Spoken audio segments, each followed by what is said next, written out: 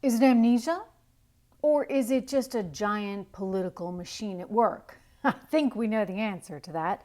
You have Democrats, including Nancy Pelosi now, trying to say that, this was just historic what Joe Biden did in Afghanistan. Yeah, it was historic, all right, in that it was a historic failure. Hello, everyone. Welcome to the Trish Regan Show. I am Trish, and it's amazing how politicians try and spin things. It's really disgusting, frankly. I mean, this is entirely what's wrong with our country right now. You have Nancy Pelosi. Instead of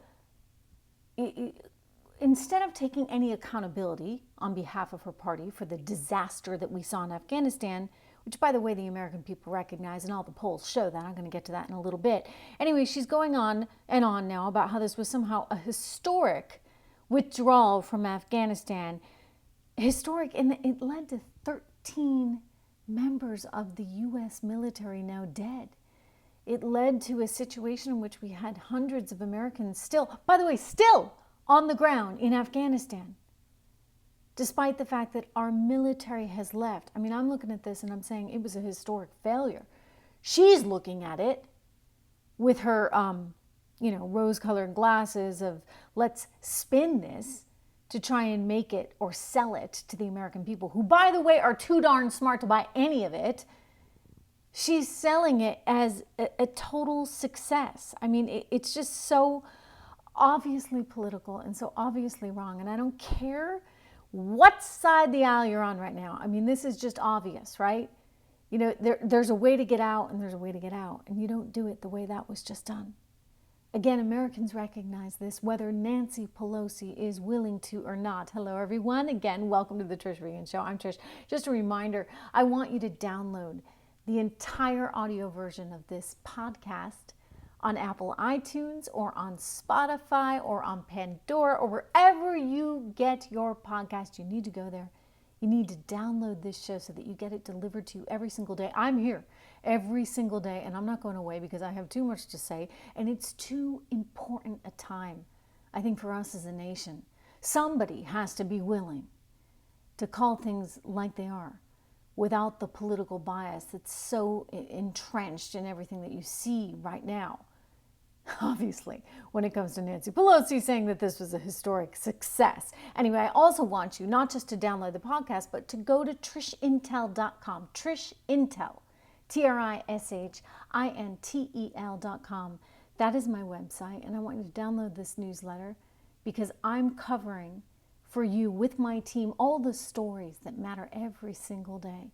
And we will bring them direct to you. All you need to do is sign up. It's all free. It's all here just for you. But we're living in a crazy time, and all the more reason why we need to stay connected in these crazy times. I mean, it's so crazy a time that I'm beginning to think, like, did I miss something in biology class? I mean, really. I say that laughingly, but given the comments out of Alexandria Ocasio-Cortez recently, it's really not that funny, right? I mean, she doesn't seem to know how to refer to women exactly, and it seems to not want to say the term mother in conjunction with the term woman. In fact, instead, she refers to women as, well, this is good. This is menstruating people. She got a little annoyed with the governor of Texas recently, of course, because of all this abortion stuff. And, she said, I don't know if he, that is Governor Abbott, is familiar with a menstruating person's body. In fact, I do know that he's not familiar with a woman, with a female or menstruating person's body. I mean, good luck making sense of that. He's not familiar with what, I mean, the guy's been married for 40 years, but, she can think what she wants here. I don't know if he's familiar with a menstruating person's body. Again, I'm sorry, but, why do you want to take that away from women? That's kind of the one thing we really got going on that, by the way, I know you want to take everything away from us, including our chance at the Olympics, but, women having babies, that's kind of, just sort of part of what we do, okay? And a tremendous wonderful part of being. And the last I checked, now again, you know, I get it. The left wants science to progress in such a way that apparently, like, it's not going to matter. You don't need to be a female anymore. But last I checked, you do actually need to be a woman, like born a woman, in order to give birth to a child, right? I mean, you can pretend, but you know what? That child actually came from a woman. So, you know, I'm getting sick of it. It's really, and it's amazing. It's like a woman, right? Who's putting all, you know, she's basically taking this away, right, from other women. Enough, guys, enough. I mean, this is what's so nuts. And this is all coming out of this whole Texas issue, which I'm concerned about because I have some fears that it may lead to Democrats being willing to pack the courts. I mean, we know that the president already has put in a commission to study the Supreme Court, and they're looking at the possibility of adding more Democrats, more people that are aligned with their viewpoint to the court. They specifically actually want 4. They want 4 liberals on the court, and in order to do that, they would have to change the rules. And well, you know what? The rules are the rules. And this country is the country it is because of the rules. And I'm sorry, but this is one of the reasons why elections have consequences. This is one of the reasons why you elect the president you do, in part knowing that if anyone were to leave the Supreme Court, to retire or to die while on the bench, then guess what? That person gets replaced by whoever is president at the time. And so to change all that around would really create a situation where you risk the reality of one party being in charge effectively forever. I mean, this is exactly what happened in Venezuela. I've talked to you a lot about Venezuela, Argentina as well. I have a lot of knowledge and experience with the Latin American countries and what they have run into. Look, I mean, Venezuela is a great example. And one of the first things that Chavez did when he took power was to change the court. So let's not have that happen again, right? Like we are better than that. We are different than that. We can't allow that.